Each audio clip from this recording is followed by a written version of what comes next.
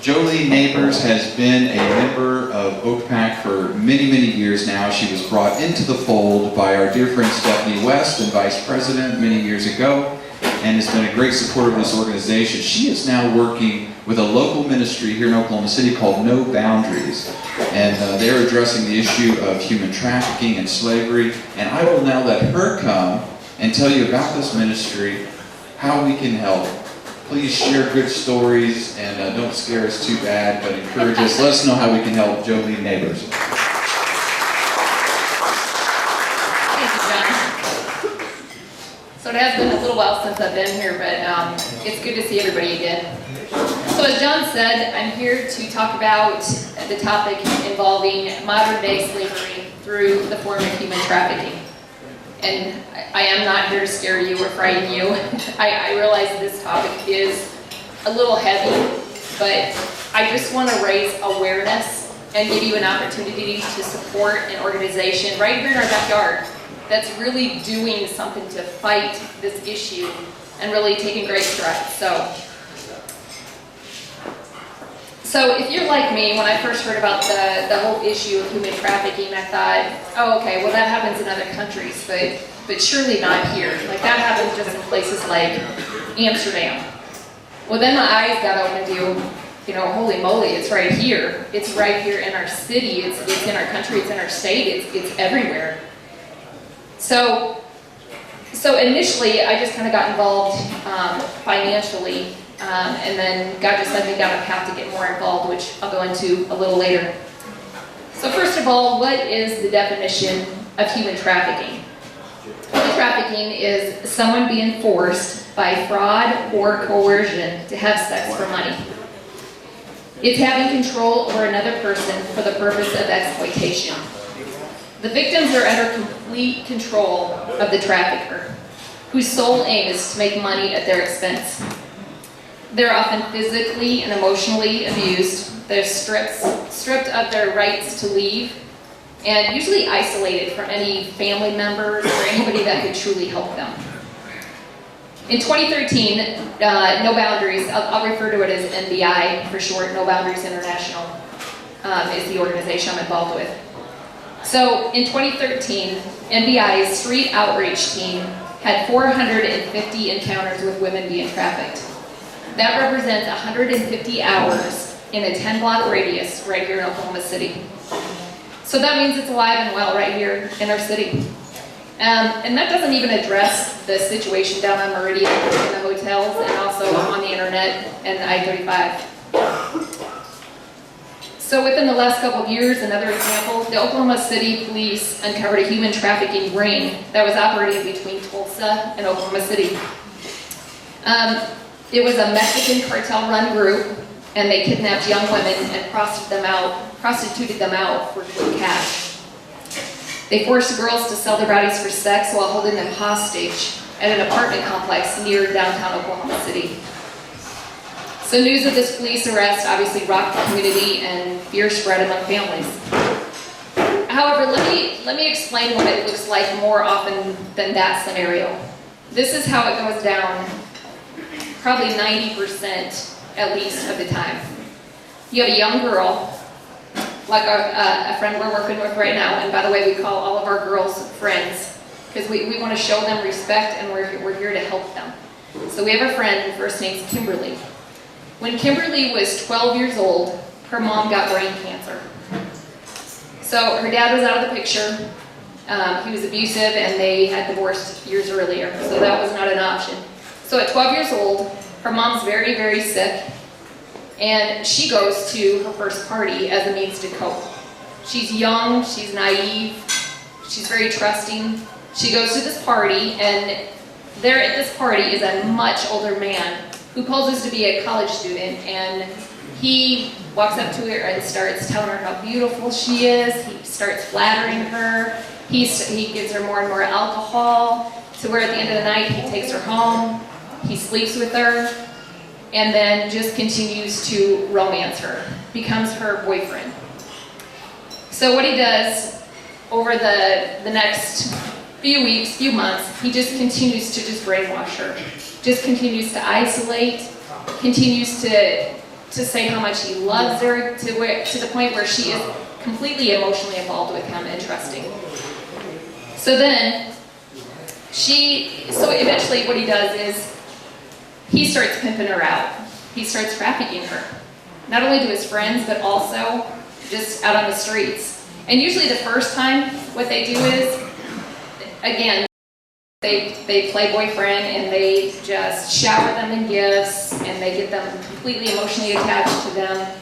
And then they'll introduce them to the whole trafficking issue. And once they do it, those girls are so ashamed and they feel so trapped. And if they say no, they're beaten. They're beaten to a pulp. So that's was the case with Kimberly. So after he isolated her from any remaining family and started trafficking her, she was then for the next 12 years raised by pimps and prostitutes until she sought us out. We got in contact with her by our street outreach ministry, and she reached out to us one day and said, I need help. And so we've been working with her for the last couple of years, and she has been out of that lifestyle for a year and a half now, and she's doing great. And by the way, she's such a testimony for the girls out there, because again, in it for 12 years, she gets out, and she was working, she still is, 2 jobs to afford a very cheap apartment, and then friends like Jack and Steph stepped up and provided a mattress for her. We had people that we raised donations to eventually get her a car. She was walking to the bus stop every day, and then she sprained her ankle. She was still walking to work every day, so we're like, this is ridiculous. We've got to give her some transportation, so we did that. I also want to give a shout out to Ren's husband, Ben. Ben is our resident mechanic for No Boundaries. He does all of it. We have currently, I believe it's 28 now, full-time missionaries that are strictly volunteer at No Boundaries. And Ben services all of the cars. He does all of our oil changes or any of the mechanic work. So I just so appreciate Ben. So thank you, Ren, as well.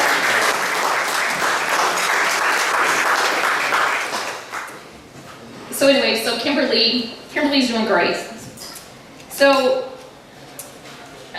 another example of how close this issue is hitting close to home is just last year, there was a billboard that went up along I-40 targeting our college students, our girls or daughters here. And what the billboard said was, hey students, need a summer job? Date a sugar daddy. Arrangementfinders.com. So NBI researched it and found the site is targeting our students in various cities to enter into prostitution, into trafficking. So NBI and others threw a fit, and thankfully it was taken down within 24 hours. But as a side note, had we not taken measures or thrown a fit to take that down, we would have been like Chicago, and the next billboard that went up was not good. I'm not going to say what the next one was in here, but it was not good. So my journey with NBI and this issue, again, started out, I was kind of just supporting financially, and then God just was placing it upon my heart to get more involved.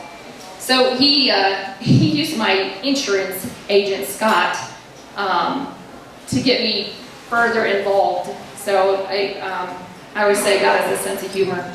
So long story short, I walked into his office on Monday. I'm telling him how God's placing this on my heart. At the time, he was completely unaware of the issue. So I kind of informed him a little bit. Well, in walks 2 people that needed to see him ASAP. So we rescheduled for Wednesday. On Wednesday at 3 o'clock. At about 10:30 on Wednesday, his 11:30 canceled, and he was able to go to Rotary Club. He said, Joleen, I hadn't been to Rotary Club in a year.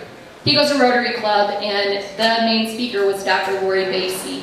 Dr. Lori Basie is the founder of No Boundaries, where I'm at. So I meet him at 3 o'clock, and he's just like almost meeting me up the door. He's so excited, and he's like, Joleen, that thing you told me about, that thing, that trafficking thing, he's like, I heard about it today. That happens here. I'm like, I know. He goes, but I have kids, I have daughters. Like that's real. And I said, yeah. He said, I got her name, I got her card, here you go. He was so proud of himself, and I'm so thankful. So he hands me the card. I called Lori the next day, and that Saturday I got a full-time orientation, and I've been involved ever since. So that was about a year and a half ago. So some of the stats. Today there are 27 million people affected by human trafficking worldwide. The average age of entry, like Kimberly, is 12 years old. There are 2.1 million new slaves entrapped in human trafficking each year. That's one person every 15 seconds. In the US, there's approximately 1 million women involved with prostitution, with an estimated 600,000 children under the age of 18 involved in prostitution or pornography. As many as 2.1 million children live on the streets. 1 out of every 3 of those kids will be lured into prostitution within 48 hours of leaving home. $350 million is spent fighting human trafficking a year. But to give you a little perspective on that, we Americans spend $6 billion on potato chips a year. So why do these numbers keep rising? And why does the risk of someone we know being trafficked increase? Part of it is we live in such a sexually charged culture. If you go to a grocery store and you literally just look at the magazines alone, the front cover of the magazines, you can see an example of that. Also TV content that was once reserved for late night is now mainstream. Our youth can easily access adult video games and movies with one click. Sexuality and prostitution are not only being introduced to our children via media, but even more blatantly now through music, clothing, and toys. So let me give you a few shocking examples of this. I thought were shocking. We have now had a pole dancing Barbie for our little girls. We've had push-up bikini tops for our girls, ages 8 through 14. And we've also had thong underwear for 7-year-olds. That's sad, I think. And then there's the whole issue of porn. Unfortunately, the US is the largest producer of porn in the world. And 55% of all child porn comes from the US as well. It's a $3 billion industry. We recently went to an abolition summit in Kansas City and met a man by the name of Richie Cruz. He has come out of the whole porn industry, and he started an outreach for men called Porn Scar. And it's a great ministry. We're actually going to kind of partner with him because our heart is this. We are not here to judge. We get these issues, and everybody's got issues. I don't care who we are. So it's like we pray for the men that are entrapped in porn. It has been such an epidemic. We pray for the women. We pray for the pimps. We pray for the traffickers. So that being said, let me give you a little info about porn. So according to CBS News, porn is creating a public health crisis. This was just on the news last Friday. This comes as a warning from therapists and counselors. They are finding that the content of porn is so violent that it's more about violence than it is about the sex. It's now so violent and abusive, and it focuses on the torture of women. Research shows that the average age of a boy when he first views porn is 11. The internet itself is addictive. It's set up that way. Think of Facebook. You can't just get on Facebook for 2 minutes and get right off. It's like you get on it and you just get so engrossed in it, and the next thing you know, it's a half an hour or an hour later. So take the internet and add pornographic and addictive images to that. So, and almost 40% of the internet is porn. It's such a moneymaker. It's so sad that they've so set it up. They are trying to entrap men. But you know what? Also women. Because porn for women is up by 46%. So it's not just a guy issue. It's women as well. So we definitely pray for both. Did you know that porn sites have more views per month than Netflix, Twitter, and Amazon combined? Combined. I thought that was crazy. There's a quote from a survivor of the porn industry. She said, "The only difference between porn and prostitution is a camera in the room." Prostitution is legal if you have a camera in there. Imagine, if you understand how awful rape is, imagine people getting paid from those sexual traumatic abuses and events. Imagine if this happened to you and those pictures are out there forever. And just a side note, I think the enemy's has had a thing going with divorce for years now. As we know, we've watched, just divorce rise and rise. His whole, plot with that is take out every man from every family, from every marriage to get to those kids and to get to that wife. And it's so sad, but I think this is the whole porn industry. It's so epidemic. I feel like it's just a continuation of that demonic scheme to just take down men. So again, why we pray hard for every man out there. The other thing it does to a marriage is users of porn are finding that it makes sex with the real person worse. It diminishes intimacy with your wife or your husband. They're so used to getting aroused with images that it's actually hard when it's the real thing. So it's a sad deal. Porn exposure is similar to crack cocaine. It sets up a chain reaction in your brain and it can become instantly addictive, thus resulting in further harmful behaviors. I just think of the story of Ted Bundy. Ted Bundy was raised in a Christian home. He was a businessman. And I listened to the whole interview years ago with Dr. James Dobson. And James Dobson asked Ted, it's like, what happened? Like, how did you get started in this? You were raised in a Christian home. You were a businessman. You went to church. You had friends. And he said, porn. He said it all started with the Playboy, just porn. And then it just went from there. So, and part of that, the difference between drugs and alcohol and porn is this. When you're hooked on drugs and alcohol, you need more and more and more to get that high. But with porn, it's not just you need more and more, but you need to go more deviant. It becomes more sadistic.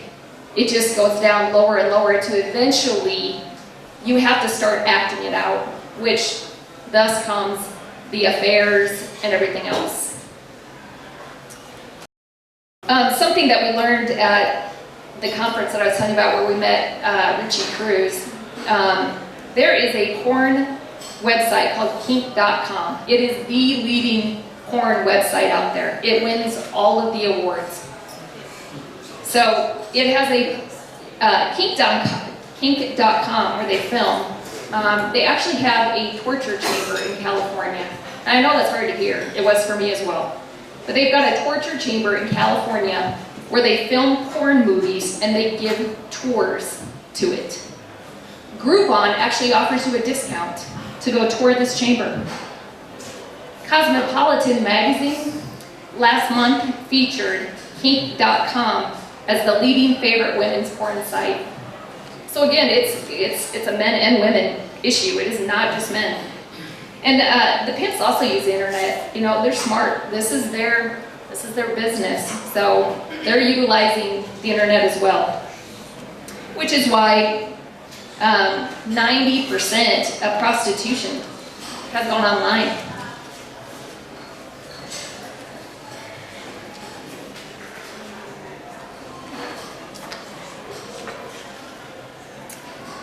So let me share an example of a mom who didn't think it could ever happen to her daughter.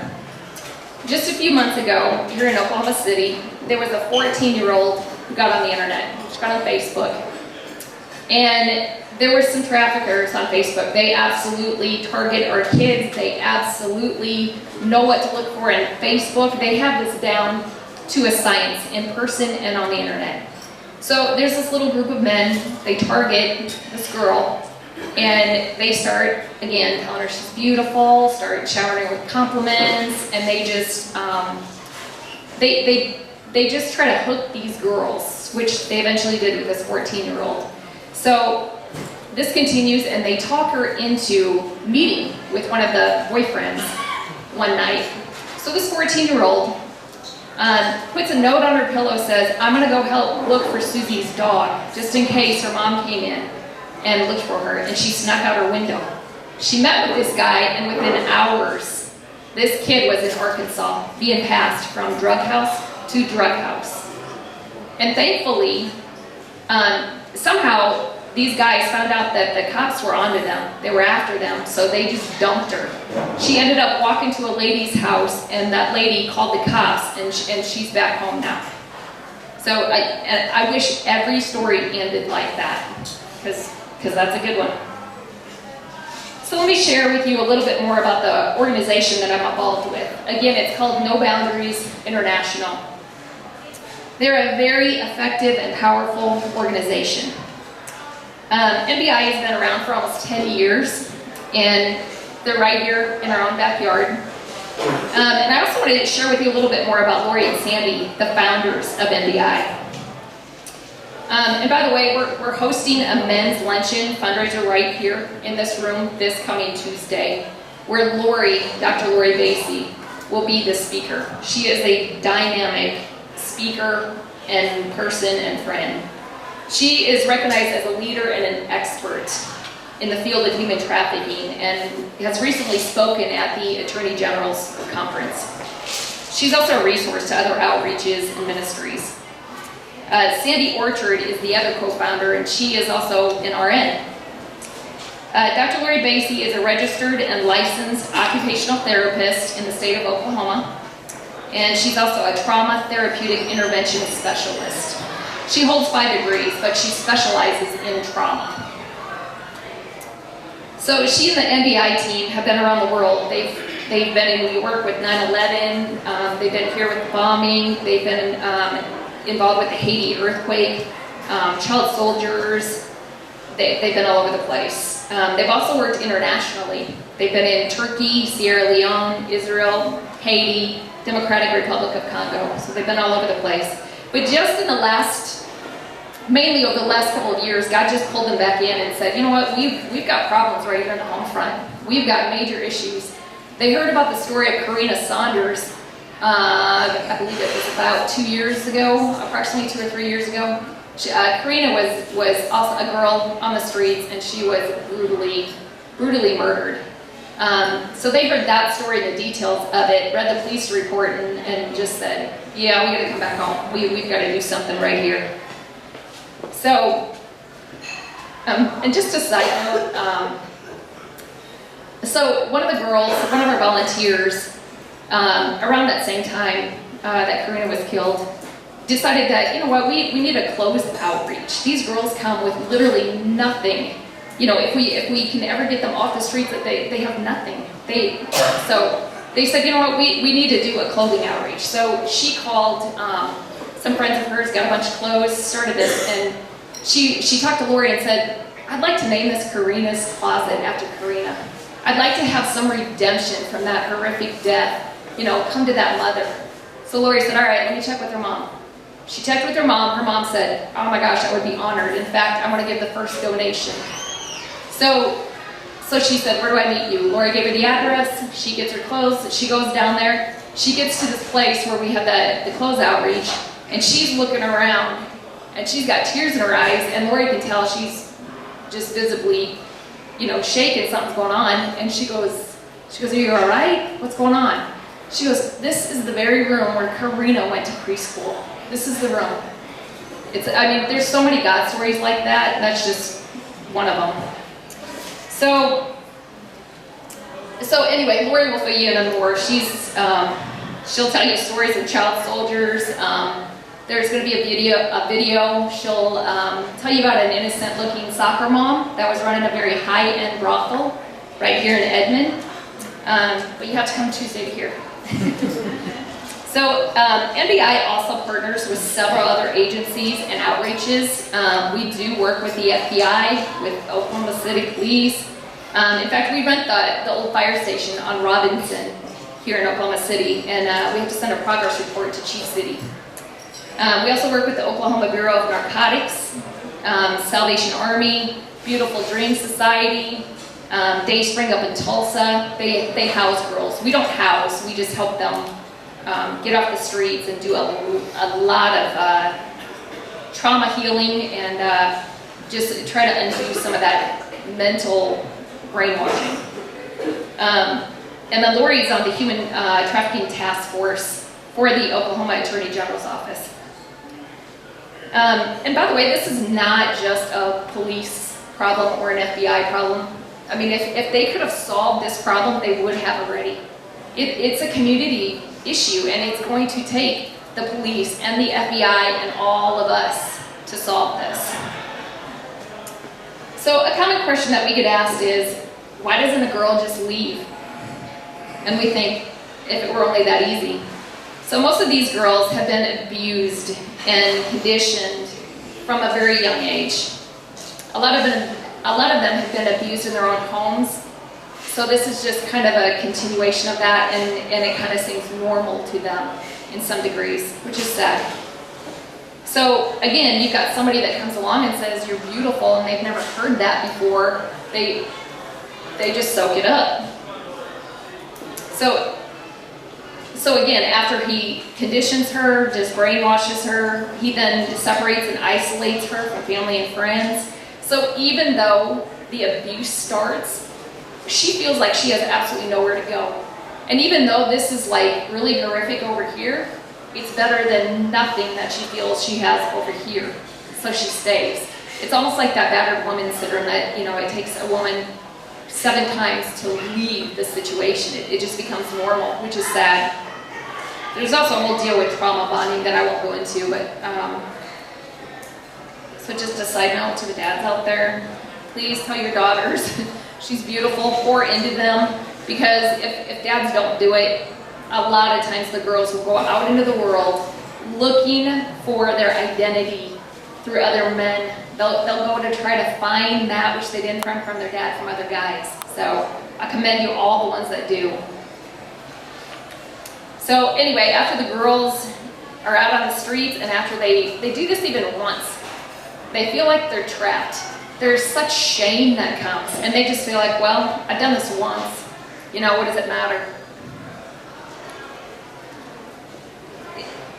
I'm thinking also of the story of the elephant, where you've got the trainer who chains his leg when he's young and conditions him. He can only go this far. And even though the elephant grows older and the trainer takes off the chains, it still only goes in that same little area. It just never leaves, because it's such a mental issue. It's such a mental game. So sadly, most of the girls are not waiting to be rescued or delivered from their situation. They're simply waiting to die. They have no hope of anything more. Many have been victimized for so long that they don't believe they're worthy of saving. But that is where you come in. So I invite you guys, every one of you, to lock arms with us and to partner with us. You know, we go out on the streets, and I get not everybody can do that or is going to do that. Not everybody can be involved to the extent that we do. But there is something that everybody can do, whether it's praying for us, whether it's spreading the word about this, getting the word out there. We speak in schools, we speak in churches, we spread awareness is our big thing, because this is so preventable. But we just want to give you the opportunity. Again, we're going to have a luncheon here next Tuesday, noon to 1, September 29th, in this same room. And again, Dr. Lori Basey is going to be speaking. And you know, the purpose for it, it's the first time we're doing this men's luncheon, and the purpose for it is this. We're going to buy lunch, but we're going to take up a free will offering. And every dime of that money is going to be used for the girls. And we're going to look those girls in the eye, and we're going to tell them, look, all this money came from men right here in Oklahoma City, good men, who will not buy women for sex, who believe in you, who want to see you healed and off the streets and empowered. So I would love it if you would join me next week. Thank you.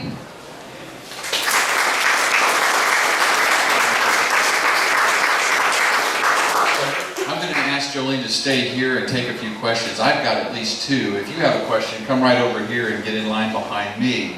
My first question is, prostitution has often been referred to as the oldest profession on earth. And Solomon said, I guess there's nothing new under the sun. So when we use terms like human trafficking and slavery and so forth, are you talking about something different than what has always been, or is it just the language we're using these days to talk about these same old problems? Okay, so 90% of the prostitutes out there have a pimp. So you can say prostitution, you can say human trafficking. Is it human trafficking every single time? No. 10% of the women out there that choose prostitution simply have another pimp. And what I mean by that is, so if they don't have a pimp in the form of a man, they have a pimp in the form of they're addicted to drugs, so therefore they choose to go out on the streets to support their habit. Or they've got no self-esteem, no education, whatever they choose. But 90, it's actually a little more than 90% of the women out there are absolutely have a pimp, they never see the money, they're being coerced, and they're being very much taken advantage and a lot of times beaten. And these pimps also like to get the girls on drugs, because then they become much more dependent on the pimp and for him to supply their addiction. Does that answer your question? It does. Yeah, it sounds like it is the same thing. We're all enslaved to sin in some way, and this is the radical form it takes in our culture. Here's my next question. You talk about working with the FBI, Department of Narcotics, and police and things like that. Obviously, there's only so many things they can share with the civilian about a case. Yeah. So what does that look like? How do they call you up and say, this girl needs a safe house, or how are you practically interfacing with those agencies in a way to help? So we do. We do get phone calls from them, especially Dr. Lori Basie. As I've mentioned, she is recognized as such an expert, such a leader in this field that she's very much respected among the police department, the FBI, and things. So they know we're out there. Again, we've been here for almost 10 years, so Lori's been working very closely with them for years now. So we do get phone calls, like this story about the 14-year-old. That I was telling you that got on the internet, and then the traffickers saw her and shipped her off to Arkansas. We got a call very soon after that as a heads up going, hey, have you seen her? So a lot of times it's through Dr. Lori Basie and just through that relationship. But the other thing is too, this whole thing, this whole human trafficking thing has gone so underground. It's gone so much to the internet. We're seeing less and less girls actually on the streets, and it's all done by internet. So they're having to set up stings that way. And sometimes they purposely don't go and bust, like a specific area because they're gathering information. Or, Backpage. Backpage is huge. It's a huge website on the internet that just supports the whole human trafficking thing. They could shut that thing down today, but they get so much information from it that they're like, it's our best leads. So. All right. Any other questions? All right, well, hang around, let people visit with you, and thank you so much for sharing with us today. Thank you.